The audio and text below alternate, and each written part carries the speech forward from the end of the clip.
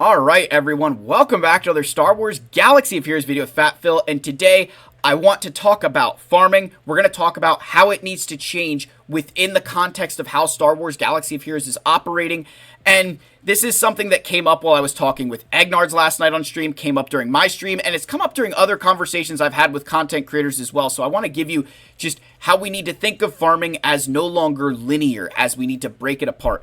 Before we get to that, I want to give a huge thank you to you guys for affording me the opportunity to just enjoy vacation that I was on there with my girls and not have to worry about getting out content and being quite as active in Discord. I really appreciate that. You truly have no idea how much it means to me.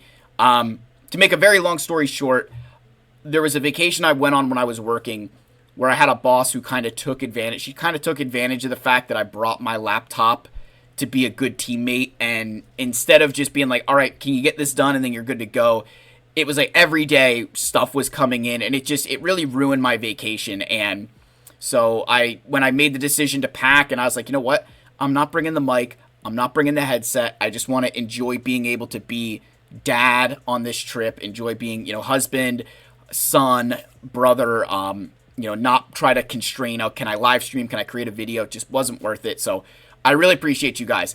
And that's where you notice that we've got up top the Disney 2026 Spoiling My Girls. This goal, again, I have a ridiculous number there. Don't worry about it. I just have it there to keep it going for as long as possible.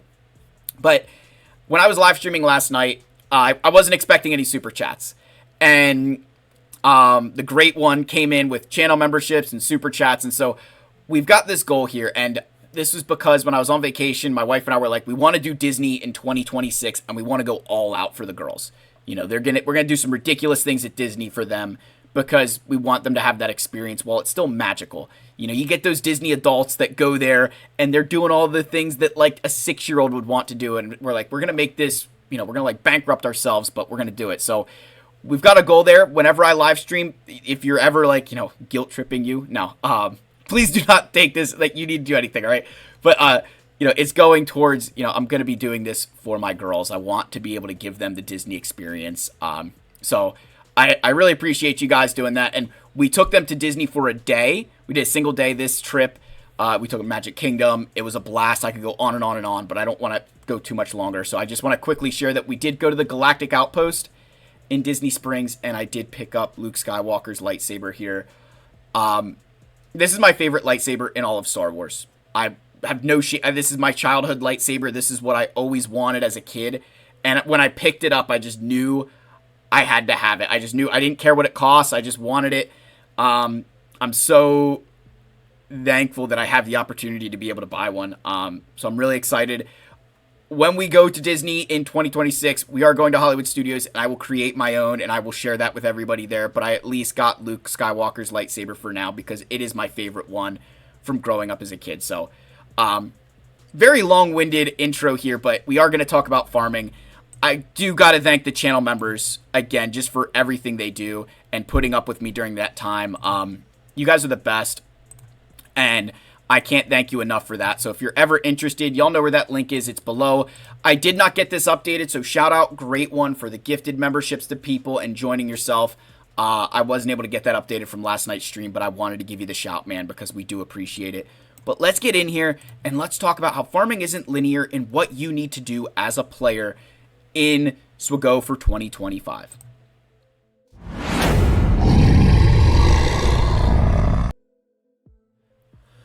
Alright, so what we want to be considering here as you're working in the game, as you're going through, it's no longer linear, right? You're farming instead of what we used to do where you'd go to a journey guide and you're like, okay, I'm going to do this character and this character and this character, and you're only doing characters that align with that journey guide, whether it's Jedi Master Luke, whether it was Kylo, or you're going back and doing, say, Executor, you're going this way, or you're working through every single Leviathan upgrade. It was very linear, right? It was like one to the next, to the next, to the next, and you didn't work on something for Leviathan and then go back and do something for General Skywalker. Like, you focused on one at a time. And I think that there's a case to be made here for a lot of things that you can't do that anymore. At least if you're free to play. Because if you're free to play, you will get left behind doing that because there's not enough in the journey guide. The game is constantly, it's fluid, it's evolving. And so you could be working towards your Gungans right now, but in, say, a week, maybe something changed, or, in 2 months, Gungans aren't as important as they used to be. So you might need to sprinkle some things in order to stay current, in order to stay consistent. And that's been part of Capital Games' methodology, where they're getting you to chase, right? And shout out Jay Smith is one of our officers he always is like, they're just trying to get you to chase. They're just trying to get you to chase. And he's spot on with that. They want you to chase the new things, whether it's the clones, the Bad Batch, Smee, the new Jedi Vanguard that are coming. They're getting you to chase. But to their credit, they are affording you more opportunities to chase. So it's not this ridiculous, you think back in the day when they would release a new team and you just sit there and be like, oh, I'm years away from that. But now that actuality is a lot closer because there's opportunities afforded to you to get there quicker. So with that in mind, your farming isn't linear. It doesn't make sense for you to just stick to one journey guide thing at a time consistently. There's times where, yes, you just want to focus, nose to the grindstone, get it done. But there's also instances where certain things make sense to get earlier. One great example, of course, would be Captain Enoch and the Imperial Remnants for Ahsoka.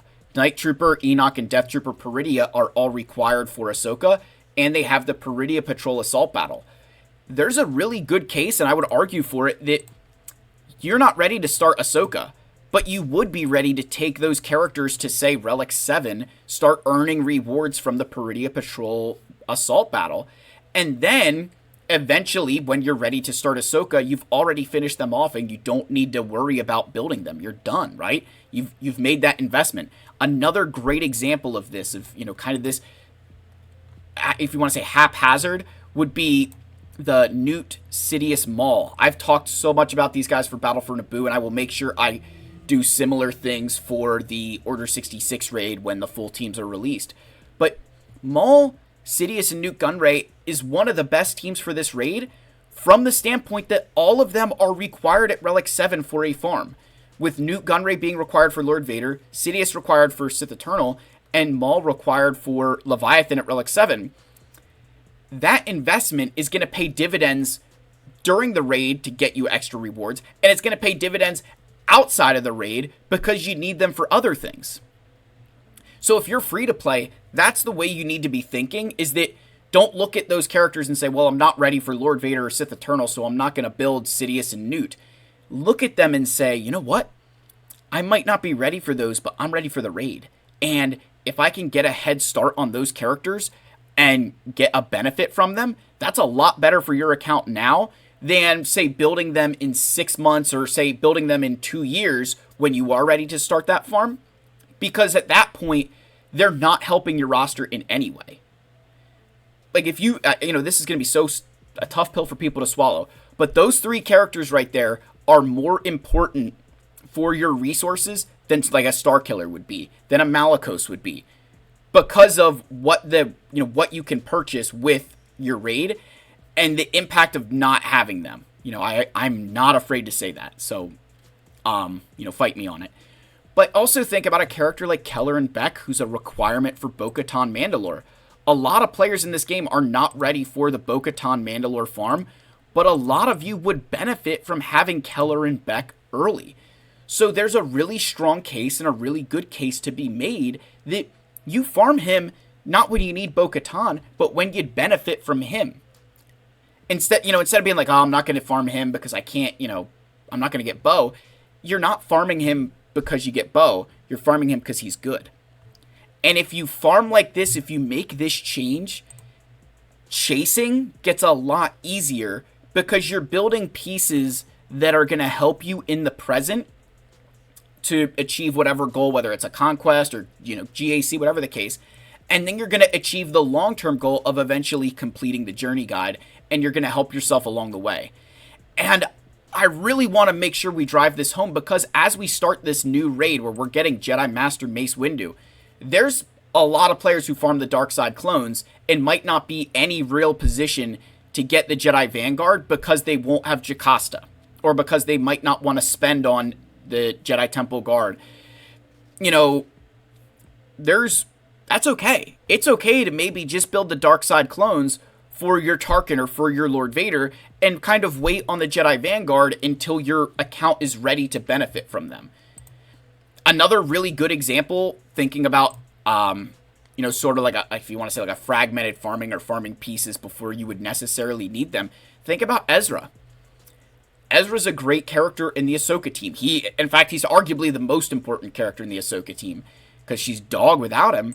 But you're going to build Ezra as soon as you get him because he's good with Rey, because he's good with, Jedi in general. I mean, he's good with everybody. But that's not linear farming. You're saying, you don't have his main team yet, but you've got ways to use him. And that's how we can transition your farming. You got to think beyond just, all right, maybe I'm not going for Leia right now, but I know that Drogon and Captain Rex are really good rebel fighters, or, Captain Rex is, really useful, and, Drogon's also really useful. Maybe I'm going to invest in them early, knowing I'm going to get a return right now. And then whenever you're ready to start Leia, you've already had these really good characters in your roster that you can, work through, right? That you can actually get to where you need to be.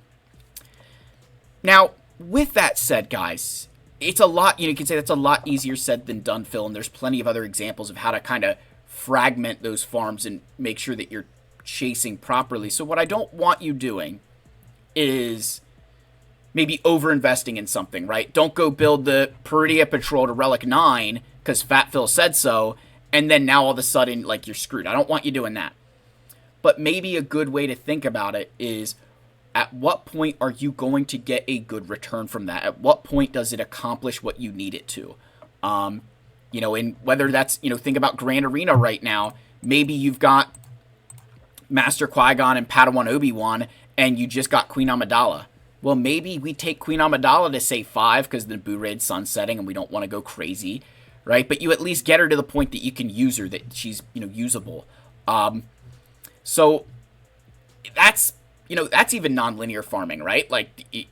She's not really needed for anything once this raid goes away. She's a good team, but she's not going to be the superstar that she is right now. So you're going to build that for, all right, I'm going to get the use out of it and I'm going to move on. Shock T, maybe you're not ready for Kenobi, so you don't need a Relic 7, but Relic 5, there's potential for that, right? That's what we're getting at here is, and again, I don't want you going crazy. I don't want you taking this as you've got to get them to their ridiculous levels or whatever. Just get them to the point that they're usable. Make some level of investment that they can get you through Conquest or whatever game mode you're going for, and then we can work through it later. And I think if you do that, particularly if you're free to play, you're going to be a lot more successful. Think of Morgan and Great Mothers. Need them for Balin, but they're way better than Shin and Merrick are pre-Balin. Those guys can be used with any of the Ray of Night Sisters or the Peridia Bros. That's a really smart investment decision. Even you could have them for years before you get Balin, and I'm not going to fault you, right? And by doing that, you're going to get additional rewards that are going to help you, build your account more and more and more. So, and I keep saying the word you're free to play, and some of you will be like, well, what if I do spend? If you're someone who's spending money, whether you're a whale or you just whale on the lights, whatever you do, right? When you have that ability to spend, you do kind of get a whoops, right? You do get those whoops or the do-overs, and I don't think we've got any in store right now. I don't think there's any Lightspeed bundles available for purchase right now. But you think the Lightspeed bundles are kind of a whoopsie, right? They're kind of like hey, I kind of completely ignored Bad Batch, and now I can, swipe my credit card, and I've got Bad Batch, and I'm good to go, right? So if you do spend, you might be able to afford a little bit more linear farming, knowing that there could be a Lightspeed bundle to come swoop in and save your day. But at the same time, I've seen them where those were not as helpful as maybe people would want them to be. I mean, I still think they've all been pretty solid, but there's certain instances where things aren't going to be that way, and you're going to have to still ensure that you're farming things outside of just this linear thought process, and more inside of the, all right, it's going to help me now, even if I don't need it for the journey guide today. I might need it for XYZ team now. So again, I hope through all this rambling that there was some nuggets of knowledge. I really appreciate you guys. Again, like, subscribe, comment.